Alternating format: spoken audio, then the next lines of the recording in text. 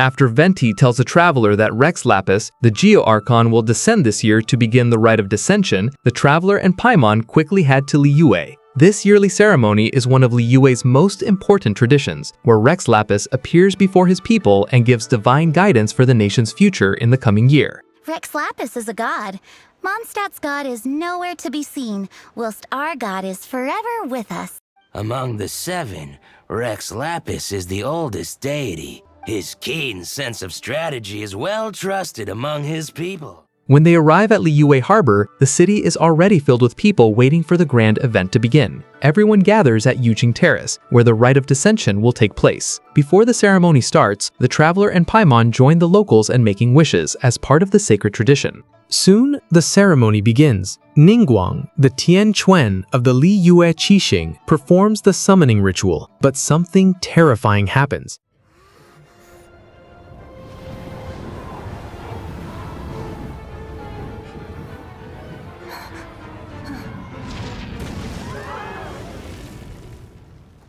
Rex Lapis appears lifeless and suddenly falls before the entire crowd. Ningguang immediately orders the area to be sealed and commands the Millelith to apprehend every possible suspect.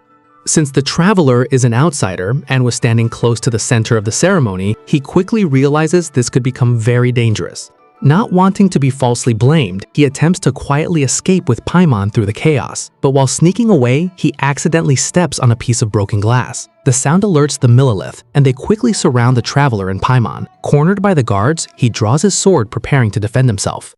Hey buddy, hold still.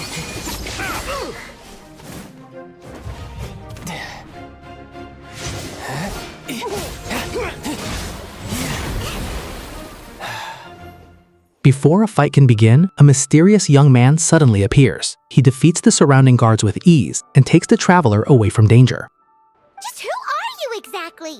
Call me Childe. Once they reach safety, the stranger introduces himself as Childe. When Childe mentions Signora, the traveler immediately becomes cautious, realizing that Childe is also one of the Fatui Harbingers. Having already seen what Signora did in Mondstadt, the traveler is naturally wary of him. However, Childe assures them that he is not looking for a fight. Instead, he claims he may actually be able to help, and invites them to meet him at the Northland Bank. At the Northland Bank, Childe explains that this bank was established in Liyue by Snezhnaya. Childe tells the traveler that if he wants to clear his name, he must reach the Adepti before the Millelith do. He then gives the traveler a sigil of permission, explaining that it may prevent the Adepti from harming him if they become hostile. He sends them to Jueyun Karst, where the Adepti reside, believing the Liyue Qixing may be hiding important information. Childe suspects something suspicious is happening, and thinks the Adepti may help the traveler while also removing suspicion from him. If there's anyone that can help you in Liyue now, it can only be the mighty and illuminated Adepti.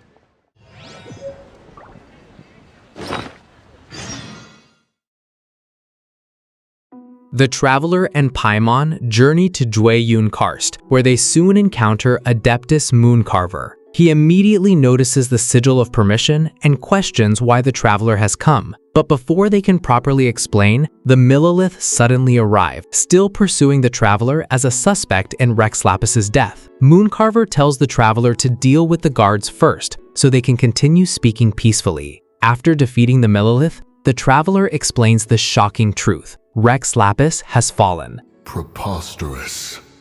Preposterous! This news enrages Mooncarver. However, he recognizes that the traveler is not the true culprit. Trusting him for now, Mooncarver instructs the traveler to seek the other Adepti, Cloud Retainer, Mountain Shaper, and the Conqueror of Demons. The traveler and Paimon first head to Wangshu Inn, where the Conqueror of Demons resides. There, they briefly encounter Adeptus Xiao. To the blind, everything may not be as it appears.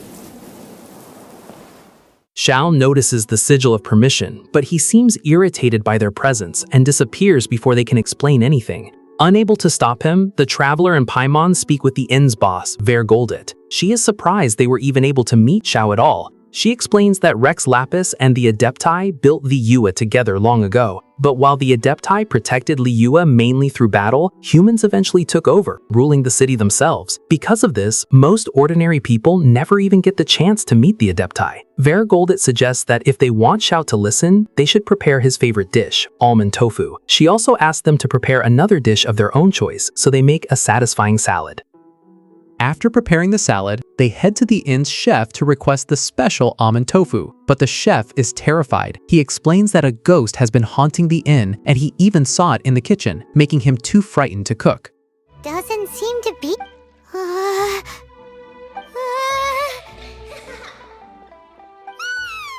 The traveler and Paimon investigate the kitchen themselves, but spotting the ghost only scares the chef even more. They return to Varigold, who advises them on how to properly handle the spirit. The traveler and Paimon drive the ghost away and chase her outside the inn, where she ends up possessing an ancient, worn-down ruin hunter. After defeating it, the ghost promises she will stop scaring the inn's guests as long as the traveler continues to come play with her sometimes.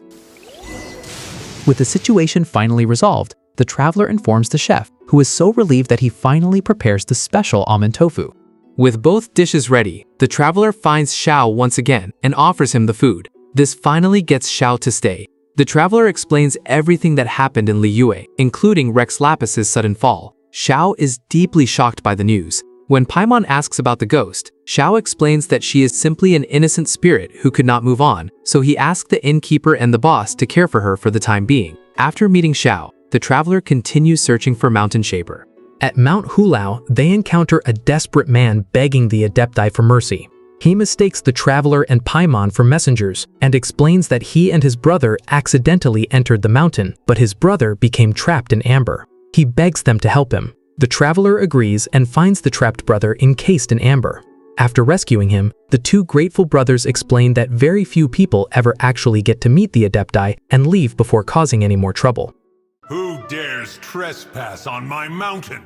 Soon after, Mountain Shaper appears. He is furious that the traveler freed what he sees as thieves and disturbed the peace of his mountain. But once the traveler shows him the sigil of permission and explains that Mooncarver sent him, Mountain Shaper calms down. When he learns what happened to Rex Lapis, he is both enraged and shocked that anyone could cause such a tragedy. How grass is actually Adepti hair, and rivers are actually Adepti saliva. There must be something similar going on with the amber. Your nonsense knows no bounds. Mountain Shaper explains that he planted special karst flowers around the mountain to preserve its peace and tranquility. Anyone who carelessly steps on them becomes trapped in amber. He declares that once matters on his mountain are settled, he will meet with the other Adepti for further investigation.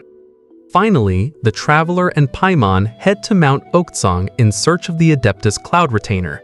There, they discover the stone table filled with guest names and signs of past meals. This was once a place where Rex Lapis and the Adepti shared food together. Realizing this may be the key, they gather ingredients and prepare some dishes as offerings.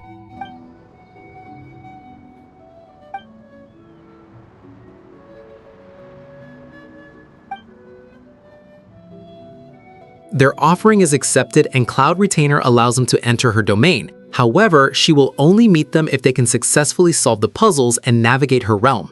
When they finally reach Cloud Retainer, she is impressed that an ordinary person managed to make it so far.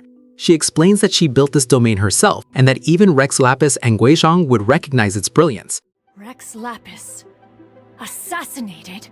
How can this be? Such a heinous crime! Who would dare?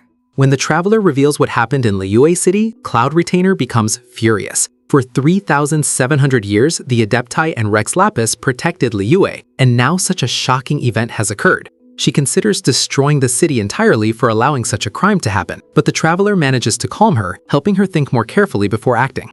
Your audience with the Adeptus before you is now concluded. Leave at once.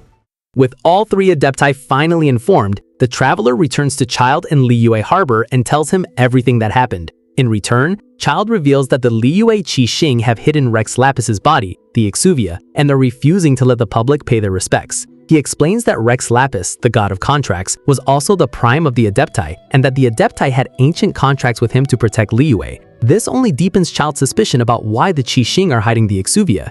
During the conversation, Paimon accidentally reveals that the traveler originally came to Liyue to seek one of the 7. Childe immediately takes notice of this. Seeing new opportunity, he tells the traveler to give him some time, as he knows someone who may be able to help. The harder they try to silence the situation, the greater the chaos that erupts. If you want to be around to see it all come crashing down, best you stay alive until we next meet. And so concludes Act 1 of the Liyue Archon Quest of the Land Amidst Monoliths. Don't forget to like and subscribe as the traveler's journey continues.